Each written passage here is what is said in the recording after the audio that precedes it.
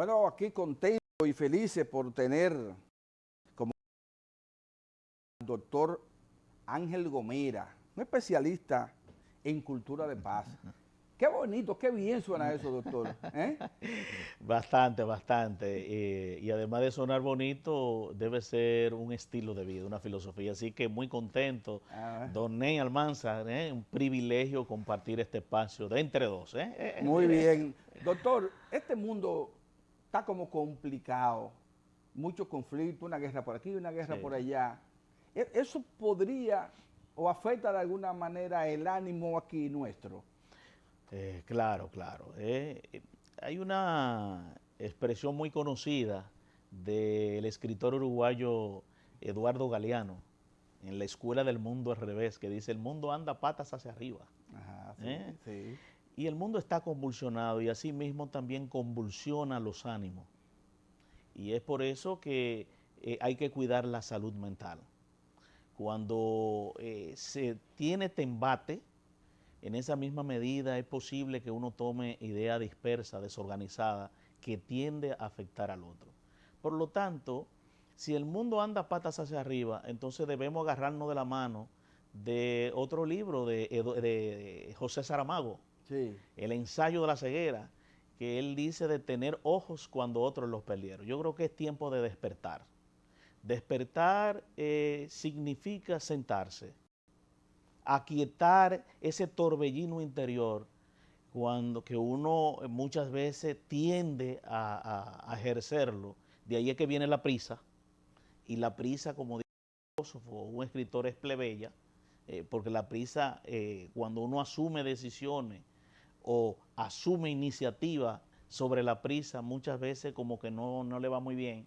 Sí. Siempre hay un resultado equivocado. Por lo tanto, yo creo que vale la pena en ese despertar aquietarnos, aquietar el espíritu y proclamar en su interior, para que a su vez se convierta en un escenario provechoso el exterior, la paz. Suena un poco poético, ¿verdad? Suena Sí. un poco filosófico, Es que la paz es un pero, poco poética, ¿no? pero hay que buscarla. Claro. La paz no llega sola. La paz hay que trabajarla constantemente, consciente de que como seres humanos el conflicto anda de la mano. La sociedad, el conflicto anda, es inherente a la sociedad. Y decía Heráclito, es el promotor del cambio. El problema del conflicto es las soluciones que muchas veces buscamos, que ahí vienen los problemas. Y una de esas soluciones equivocadas es la violencia. La violencia. ¿Y cómo se asume la violencia? Cuando nosotros asumimos el conflicto desde una perspectiva negativa. Por lo tanto, el conflicto puede ser esa oportunidad para crecer. Y ahí viene de la mano lo que es la perspectiva positiva. Por eso ayuda a restablecer relaciones, a ser una fuente de aprendizaje y sobre todo a un buen vivir, a la convivencia que se tiene, que se debe tener en toda sociedad. Doctor, ¿es posible una buena convivencia entre usted y yo después que yo le haya ofendido, que yo le haya faltado a usted? ¿Es posible que podamos restablecer una buena relación? Claro que sí, claro que sí, claro que sí. Pero cuando encaramos el conflicto, Le ahí damos la viene, cara, le ¿verdad? damos la cara, el face to face. Y no para que haya un ganador o un perdedor, sino para un ganar-ganar. Es que cuando nos sentamos a la mesa, ponemos aquellas partes que nos gusta y aquellas partes también que nos disgusta, y hacemos acuerdo fruto de esa divergencia, llegamos a un acuerdo armonioso, y ya hay un ganar-ganar y ahí se derriban muros y se edifica un puente de entendimiento. Por eso, ante el manejo del conflicto, las prácticas restaurativas resultan provechosas, que puede sonar un poco religioso, Sí. pero son figuras, son conceptos que son elementales cuando uno trabaja un conflicto, que es el perdón y la reconciliación. Es muy posible y tienen que ir de la mano. Vamos a tomar ese mismo ejemplo de ese conflicto, de esa disputa entre usted y yo. Ocurre que laceró mi interior, me sentí vulnerado, porque cada ser humano somos vulnerables. Sí. Es muy posible que yo alcance el perdón. Digo, no, yo lo perdono.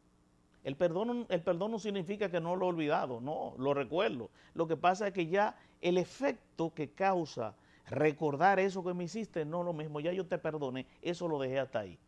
Pero el perdón tiene que ir más allá para que realmente se haga efectivo esa oportunidad de construir una relación nueva, que es la reconciliación. La reconciliación es bidireccional, es decir, va de la mano, es biunívoco, ¿verdad? Va y viene.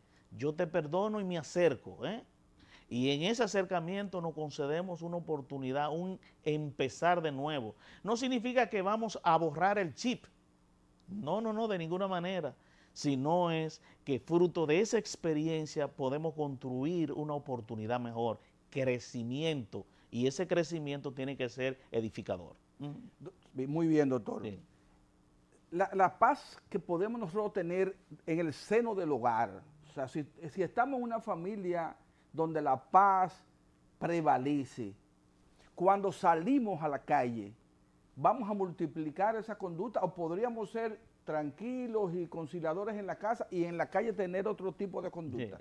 ¿Podría pasar eso? Eso me recuerda, como decía mi abuelo, no se puede ser candil en la casa y oscuridad en la calle, o viceversa, candil en la calle y oscuridad en la casa. Usted tiene que ser como es. Precisamente hace un tiempo atrás escribí un artículo que le denominan, titulado La encrucijada del ser y el parecer. Ser y parecer. No se trata de colocarle una máscara simulando una cosa de lo que tú no estás haciendo, ¿no? La palabra tiene que ir en consonancia con lo que se dice. En cuanto a la familia, que es la célula básica, núcleo de transformación de la sociedad, es la que propicia realmente, es el huerto de los valores. Y la paz tiene que ser un valor que sea transversal en todo el escenario. Eso no significa que no se va a trabajar sobre la base de los conflictos. Siempre hay problemas, hay conflictos familiares. Ahora bien, cuando uno sabe trabajar un conflicto o puede manejar, resolutar, transformar, gestionar un conflicto, la familia se solidifica y se sana. Por eso siempre recomendamos, y leí precisamente, estuve en un taller y de ahí surgió un artículo que le llama Caminar hacia un mundo reconciliado. ¿Y cuál es la enseñanza de ese taller? Que si los hijos contemplan o son testigos de algún conflicto entre sus padres, también tienen que ver la reconciliación entre ellos. Okay. Y eso ayuda... Explíqueme, sí. Ese me interesa mucho. Si yo tengo un conflicto con mi esposa, nos decimos dos cosas, nos ponemos guapos, los hijos son testigos, y después nos arreglamos y ellos no se dan cuenta. Ellos tienen que darse cuenta de que hubo una solución. Porque ¿qué pasa si ellos no se dan cuenta que hubo una solución? Y ahí no se nutre la armonía, porque siempre se van a quedar sujetos a interpretaciones. Y entonces nosotros tenemos que modelar, decirle que entre los esposos, en la familia, hay problemas, pero también hay reconciliación, hay perdón. Y asimismo, cuando nosotros trabajamos ese clima de armonía en el seno de la familia, de seguro que tendremos un ciudadano que va también a ser modelo en las calles, que es lo importante y la necesidad de estos tiempos. Muchos de los conflictos que vemos en las calles obedecen a cómo salieron de la casa. Sí. ¿Cómo salieron de la casa? Con una perturbación, con una carga.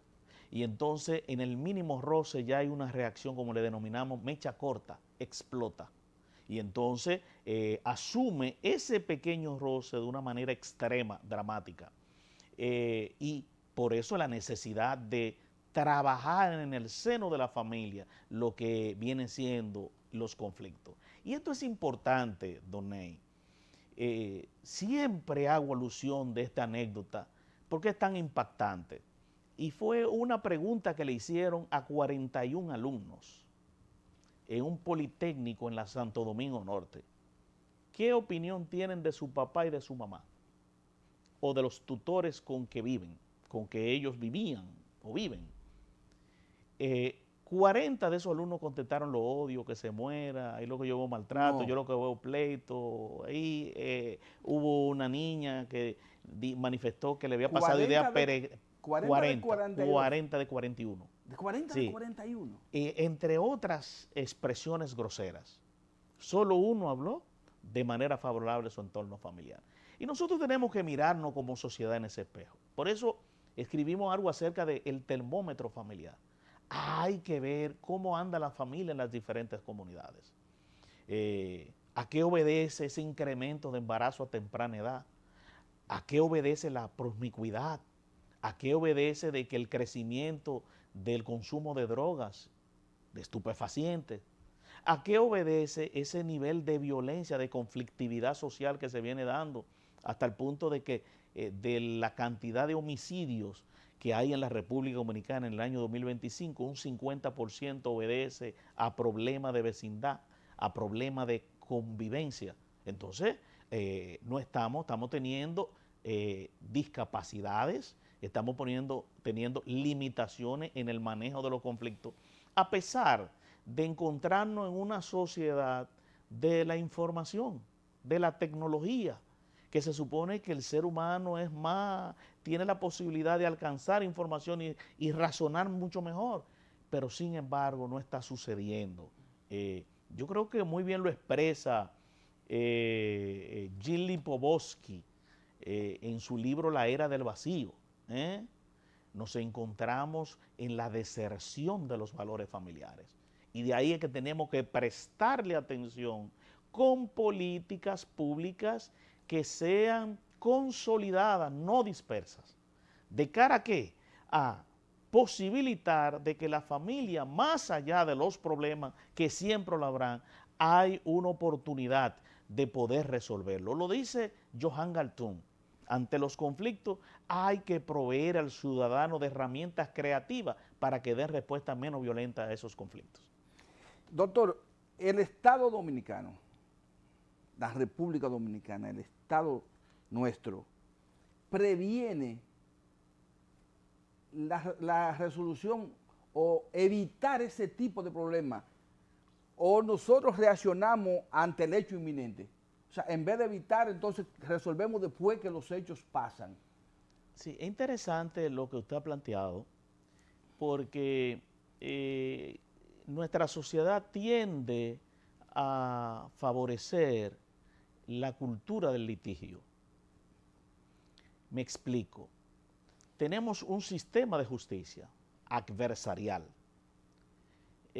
Ante ese conflicto, los tribunales resuelven el caso, mas no el conflicto.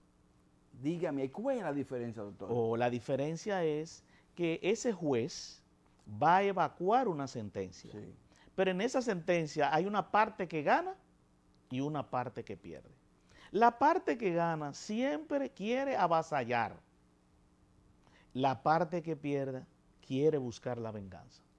Y entonces no hay ese elemento de resolutivo, de encontrarnos, de que ese conflicto sirva para concedernos una oportunidad. Ojo, con esto no estoy diciendo que los tribunales no deben jugar su papel de ninguna manera. Existen los mecanismos formales. Cuando no hay la posibilidad de ponernos de acuerdo a través de los métodos alternos de resolución de conflicto, hay que encauzarlo, hay que judicializarlo. Pero yo creo que tenemos nosotros que comenzar a aplicar el método del abordaje oportuno.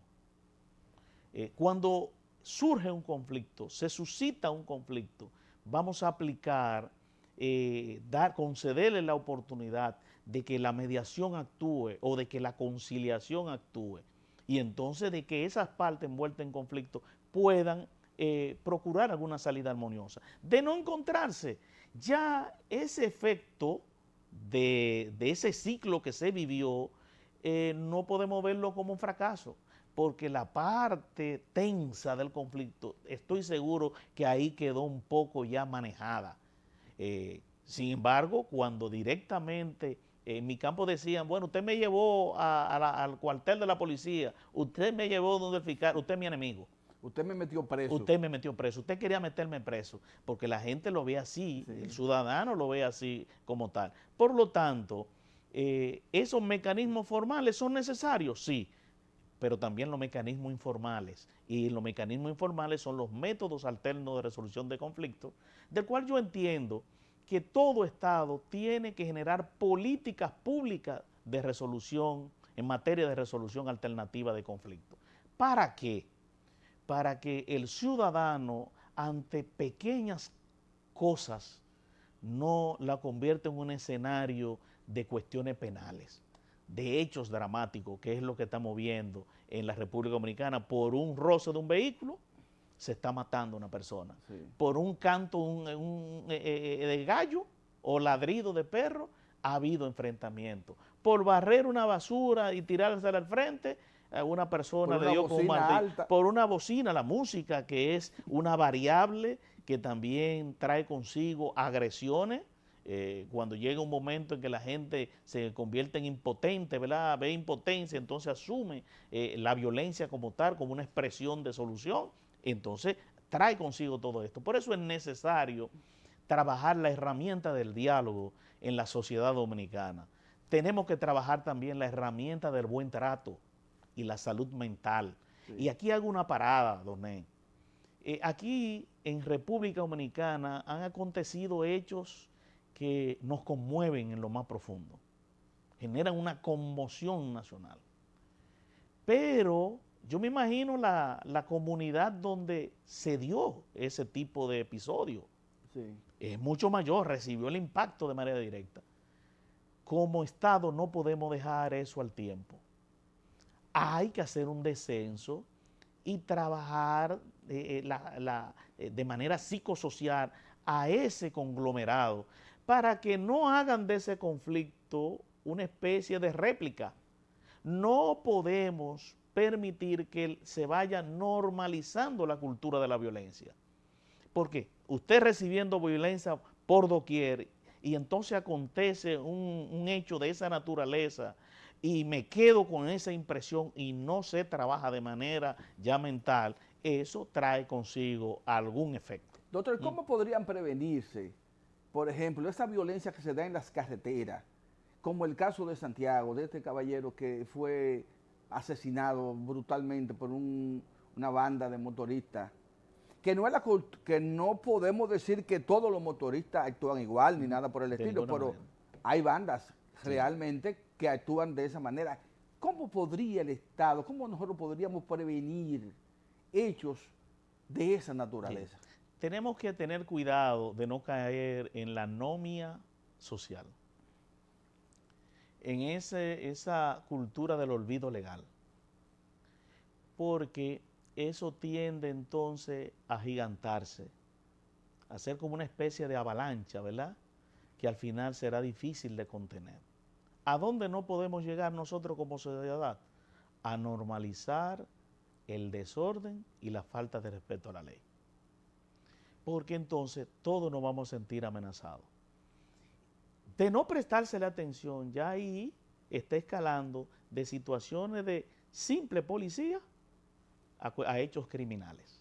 Sí. Entonces, ¿qué tenemos que hacer como Estado? La firmeza del régimen de consecuencia. ¿Y cómo debemos...? A veces se evidencia una falta de autoridad en algunos temas. Se evidencia. Y se evidencia, basta con salir ahora mismo y usted verá en cada esquina cómo se violenta la luz roja del semáforo. Usted ve en cada vías de aquí, de las provincias del Gran Santo Domingo, como conductores, motoristas se suben por las aceras o irrespetan los pasos de desnivel.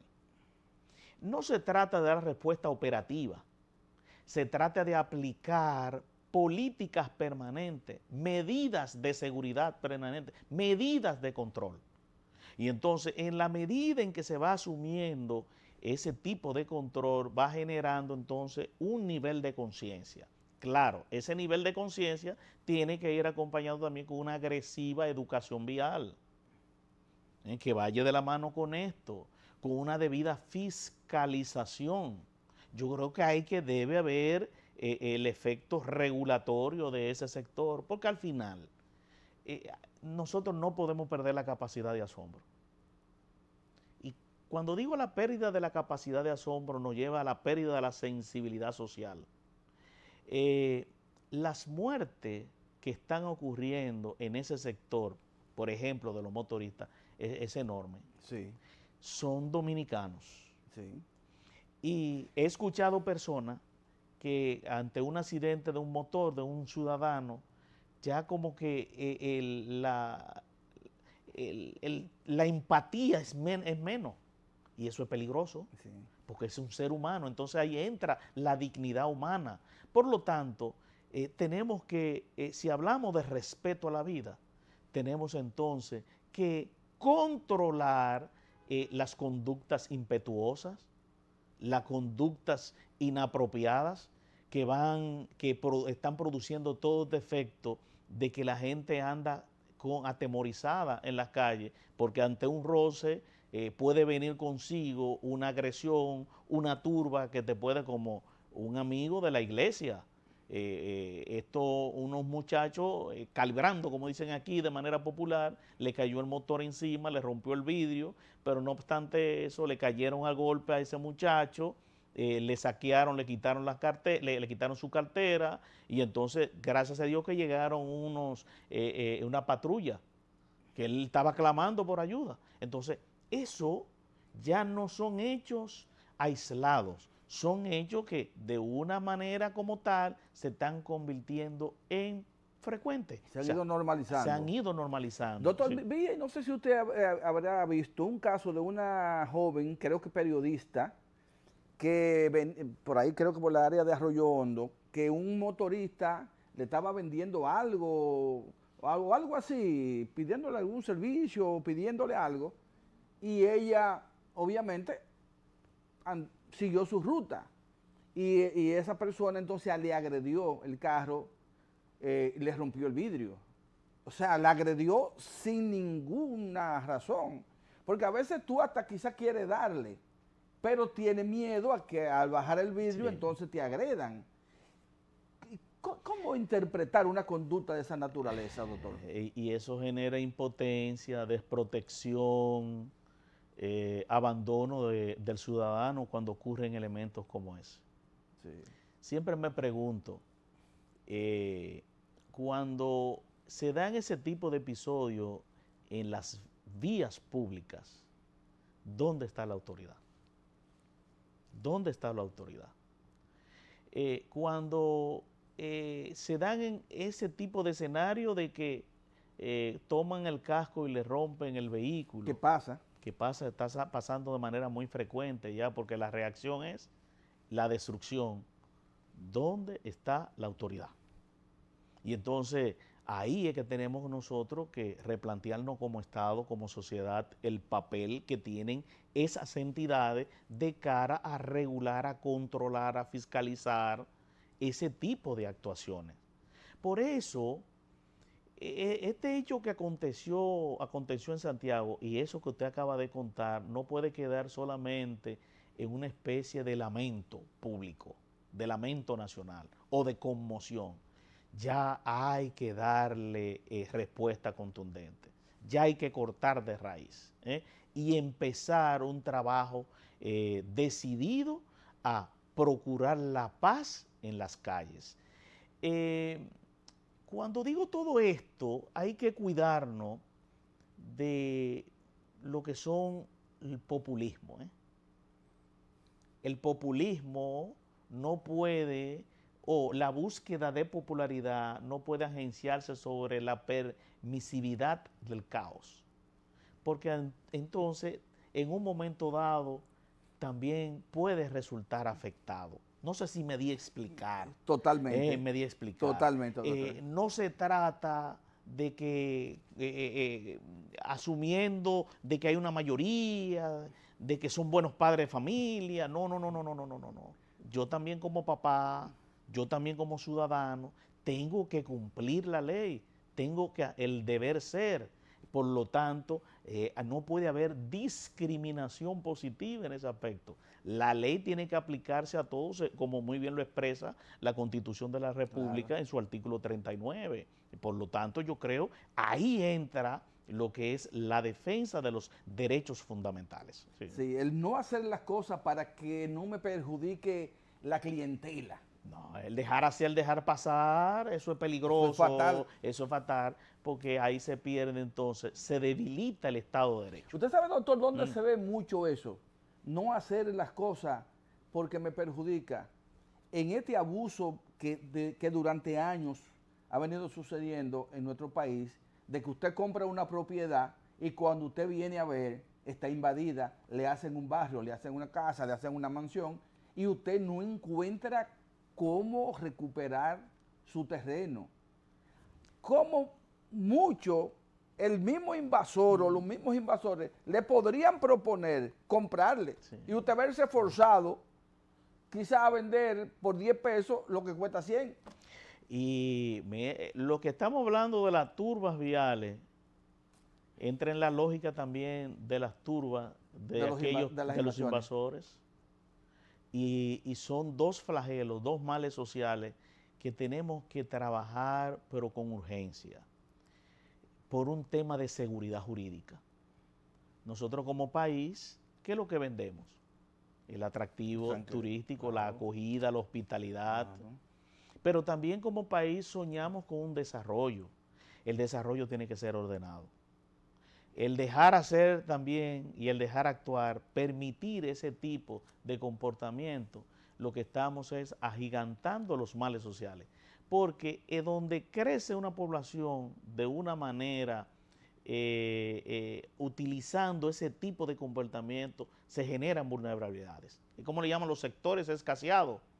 Pero eso traerá consigo exigencias de todo tipo, pero también van a reproducir situaciones de todo tipo. Por lo tanto, yo creo que debemos aprovechar este instante en la República Dominicana, donde se da una sintonía de todas las expresiones sociales de cara a comenzar a limitar, a enfrentar ese tipo de actuaciones violentas, porque son actuaciones violentas. Sí, es violencia. Y eso, si lo comenzamos a hacer, entonces estamos trabajando, estamos garantizando un verdadero Estado de Derecho, que es lo que queremos. Sí, porque, fíjese, en ese caso, por ejemplo, de las invasiones, ¿qué sucede? Cuando el reclamante, el propietario del título, lo primero que hacen es cuestionar, no, ese título no es de él. Uno que apareció con un título ahí. Pero sucede que detrás del invasor viene el político del sector que se pone del lado del invasor. Entonces, ¿cómo tú puedes recuperar tu propiedad si tiene este problema de que el compañero fulano nos respalda? Algo ilegal no puede legitimarse. Exactamente. Eso sería, la verdad, una mala señal y no puede continuarse con ese tipo de cosas. ¿Y sabe por qué debemos detenerlo? Porque ya no solamente a la propiedad privada, que estamos viendo tantos casos de esa naturaleza, sino que ya también las llamadas áreas protegidas no están protegidas, porque también están siendo ya vulneradas, están siendo asaltadas por ese tipo de turba, que ya algo que tiene que ser para proteger, que es de beneficio para todos, están siendo laceradas. Por lo que en este caso debemos identificar por su nombre aquellos que se convierten en protectores de ese tipo de comportamiento. De acciones. Sí, no es posible, porque no le estamos haciendo un bien a la colectividad, así no se trabaja el bienestar. No, sí, no. Sí. Mire, doctor, ese dato que usted dio de la encuesta en Santo Domingo Norte, que de 41 muchachos, 40... Y eso fue en un aula. En un aula, hablaron horrores. ¿Cómo nosotros podemos aprovechar el sistema educativo para que ese mal ejemplo, esa influencia negativa que esos jovencitos tienen en la casa, la escuela podría revertir un poco esa situación y que esos jovencitos en vez de esa cultura de violencia y de odio y de repudio a su propia familia, crezcan y se desarrollen con una cultura diferente, con una cultura de paz. Sí, creo que debemos trabajar desde ya la estrategia, una estrategia de cultura de paz. Hay la mediación escolar, es decir, uno de los métodos de resolución alternativa de conflictos que es aprovechable en este tipo de circunstancias. Ahora, ¿cuáles son los ejes, los componentes que tienen que tener esa estrategia? Necesariamente tiene que participar la familia, los centros educativos, la comunidad y el gobierno. Cuatro patas que no pueden actuar de manera divorciada, porque el Estado no puede sustituir el rol de los papás. No. Usted puede trabajar cultura de paz en un centro escolar y si no lo trabajamos también en la casa, va alguna vez a haber una especie de choque. Lo que estoy viendo en la escuela y lo que estoy viendo en la casa. Y lo que estoy viendo en la casa puede resultar entonces un ambiente hostil, que eso que se está aprendiendo en la escuela se desarraiga, ¿verdad?, por lo que se está viviendo. Por lo tanto, esa estrategia tiene que ir de la mano. ¿Y cómo podemos hacer efectiva esa estrategia? Yo creo que debemos volver otra vez a fortalecer las redes sociales y comunitarias. Las redes sociales y comunitarias.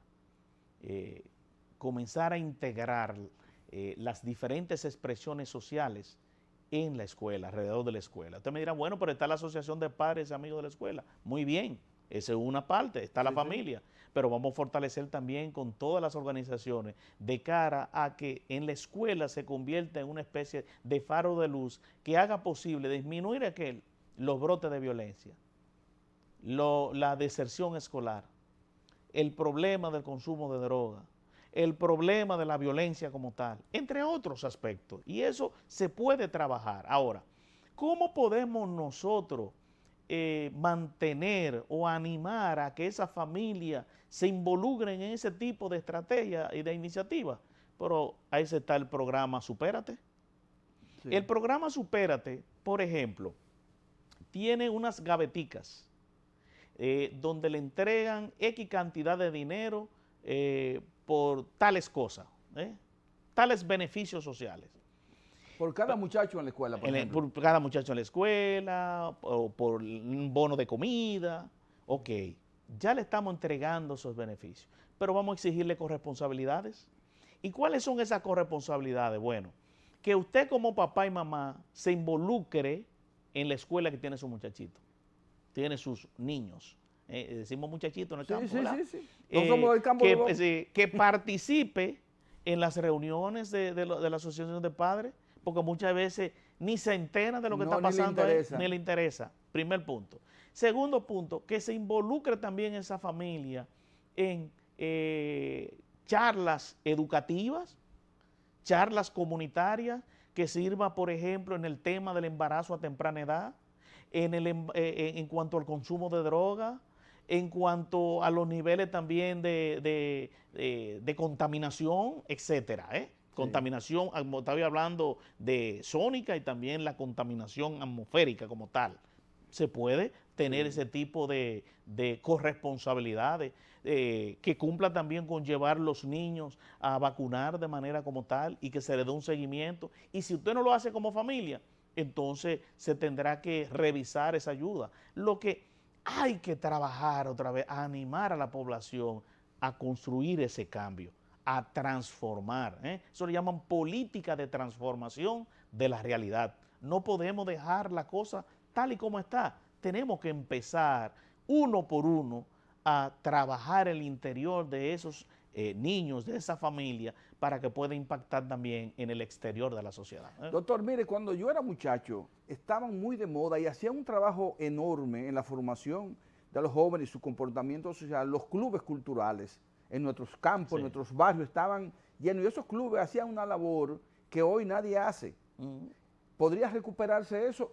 Y el otro tema, la labor de la iglesia, de las iglesias. Yo pienso que las iglesias quizás sean, después de la escuela, el centro que más puede aportar a la cultura de paz del pueblo dominicano. Totalmente. Me correspondió en una ocasión hablar sobre el rol de la religión en la construcción de la paz. Sí. Y recuerdo que en la disertación lo trabajé con 3 enfoques. El estilo de vida, es decir, la religión trabaja un estilo de vida, que es una filosofía, ¿verdad?, de cómo tú debes como ciudadano comportarte ante tu ambiente como tal. Y para eso hay que reforzar lo que es la educación por y para la paz. Ahí podemos mencionar un sinnúmero de ejemplos, pero por razón de tiempo, ¿verdad? La segunda es la resolución alternativa de conflictos. Desde la iglesia se ha venido, es un ejemplo vivo de la mediación de conflictos que se ha dado tanto políticos como económicos como laborales en la República Dominicana. Sí. Basta recordar a Monseñor Agripino, entre otros, el cardenal. Creo que hace falta. Agripino. Que hace falta siempre ese tipo de mediador. Y el otro puntito es que no solamente se realiza el rol de mediador, sino que se involucra en la transformación de la sociedad. Por eso la iglesia emite comunicados, como por ejemplo lo que sucede, el comunicado del mes de febrero, el mes de la Altagracia también, que hacen 2 comunicados y hacen actividades, y dentro de esas actividades tienen homilías que tocan, ¿verdad?, realidades de nuestro país, al igual que el sermón de las 7 palabras. Pero la iglesia no se queda ahí, sino también que hace una labor se acerca también a través de Cáritas, a través del banco de comida, se involucra. ¿Existe todavía Cáritas? Existe Cáritas, todo esto todavía. Y están trabajando esto. Eso es muy bien. Esas expresiones hay que asumirlas, ¿verdad? Tienen que ir de la mano en las experiencias del cual le he mencionado en las comunidades. Hay que volcar ese esfuerzo hacia la comunidad. Y usted hablaba muy bien de los clubes deportivos y culturales. Yo salí de uno de ellos, allá en Comendador, en Elías Piña, en 2 clubes, el Club Santa Teresa de Jesús y el Club Parroquial Gregorio, el Club Parroquial Santa Teresa de Jesús y el Club Gregorio Luperón. Participé. Y eso ayuda no solamente en lo deportivo, en lo cultural, sino también en la formación cívica que nosotros como jóvenes en un momento dado, ¿verdad?, se aprovecha. Ahí fue que a partir de esos clubes y la interacción me concedieron la oportunidad en el club parroquial con el padre William Hoffman de comenzar a leer, círculo de lectura. Y recuerdo la cantidad de libros que nos permitieron, ¿verdad?, en ese momento abrevar, vamos a decirle así. Entonces, cuando uno es jovencito y aprende a leer, a comprar, a que te presten un libro y tú lo terminas, qué emoción tan... Es un manjar. Y eso, bueno, se ha convertido en un soporte, ¿verdad?, para ya, a la edad que uno tiene. Eso ha sido como una zapata, una vivencia. Los jóvenes no están interesados en la lectura, la mayoría ahora mismo, pienso yo. Entiendo, hay una gran realidad de las redes sociales, que las redes sociales es una oportunidad de avance tecnológico, pero también una gran amenaza. Una gran amenaza que puede alimentar también una cultura de violencia. Porque en la medida, y ahí tomamos el caso, por ejemplo, del mal uso de unas redes sociales, que en vez de auxiliar a una persona que está pidiendo auxilio, lo graba para buscar like, ya se ve hasta dónde estamos cayendo en la deshumanización. Por lo tanto, yo creo que tenemos que advertir a que somos seres humanos. Bueno, señores, y la humanidad se practica día a día. Bueno, queridos amigos, personalmente yo espero, y estoy seguro que así los televidentes también, estoy bastante emocionado por la calidad de sus palabras, doctor. Un placer. Muchísimas gracias por estar con nosotros y lo volveremos a llamar. Un honor.